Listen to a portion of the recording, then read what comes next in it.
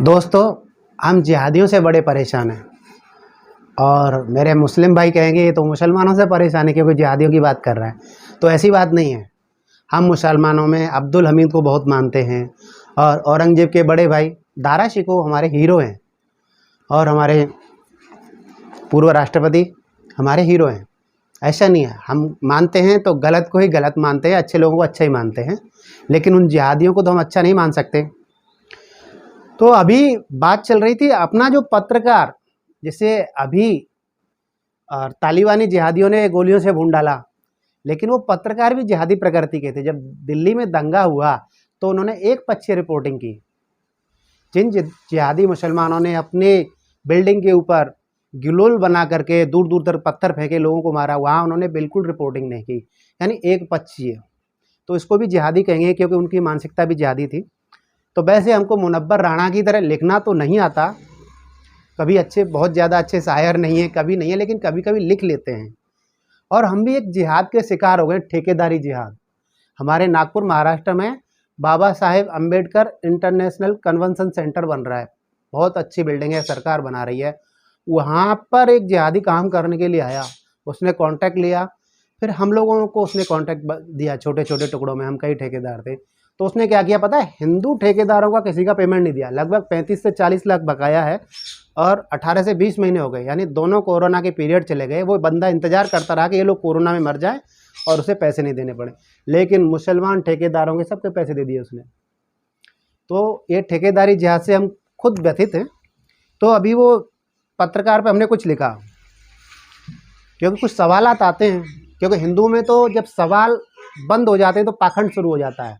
और आपके इस्लाम में पता नहीं सवाल करते हैं या नहीं करते हैं, लेकिन मैं हिंदू हूँ तो मैंने कुछ सवाल उठाए।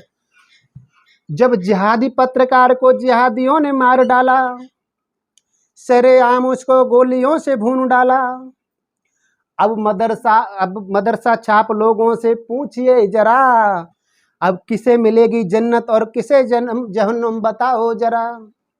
अब मदरसा छाप लोगों से पूछिए जरा, किसको मिलेगी जन्नत और किसे जहन्नुम बताओ जरा।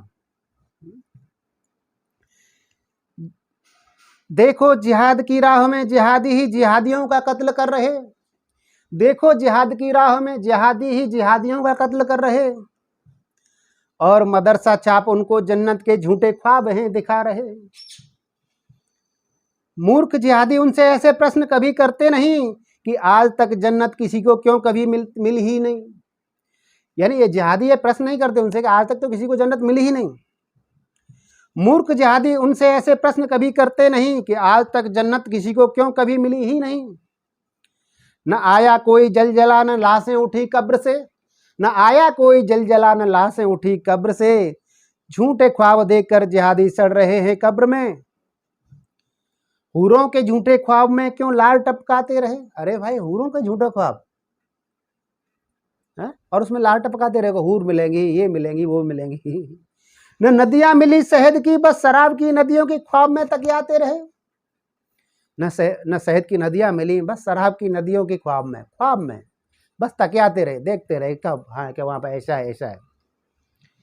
देखो जिहाद की राह में जिहादी ही जिहादियों का कत्ल कर रहे, और मदरसा छाप उनको जन्नत के मीठे ख्वाब हैं दिखा रहे। प्रश्न करने से खुदा की तौहीन होती है बड़ी, मदरसा छापों ने जिहादियों के मन में बात यह है भर रखी बड़ी।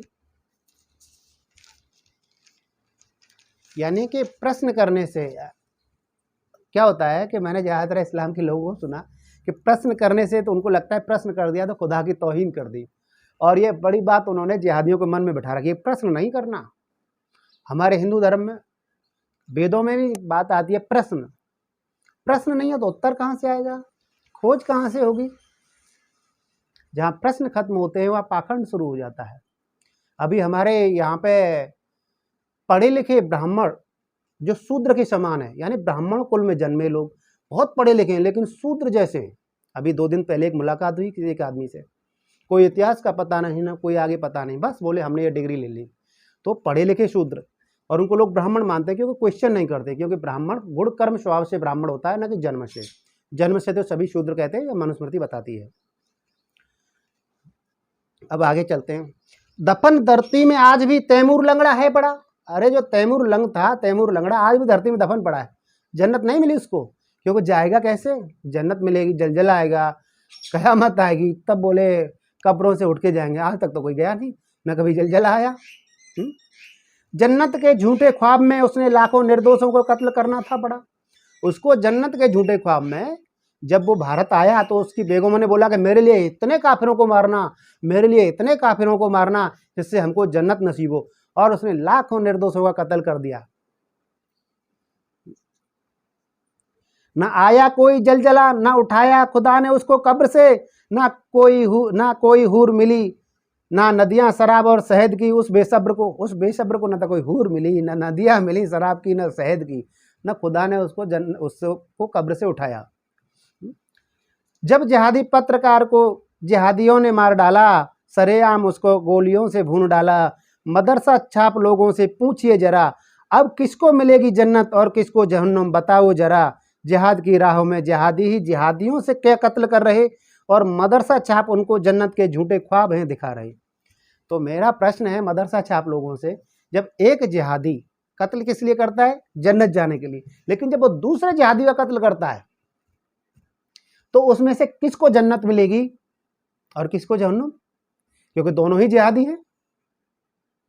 अगर इसका उत्तर हो तो बताइएगा। भाई हमें तो थोड़ा सा ज्ञान है इसलिए प्रश्न कर दिया, और हिंदू धर्म में प्रश्न करना गुनाह नहीं है, और भारत वर्ष में अभिव्यक्ति की आज़ादी का अधिकार है, हमारा किसी से कोई द्वेष नहीं है। हमने ये बात, हमारे मन में प्रश्न आए कहा, लेकिन हम ठेकेदारी जिहादियों से बहुत परेशान हैं, हमारे बहुत से रुपए लेकर के भाग चुके हैं, और वो इंतजार कर रहे हैं कोरोना में ये लोग मर जाएं और हमको पैसा नहीं देने पड़े। हम पीड़ित हैं ठेकेदारी जिहादियों से, यानी एक तरह की जिहाद से हम भी पीड़ित हैं। अच्छा, नमस्ते।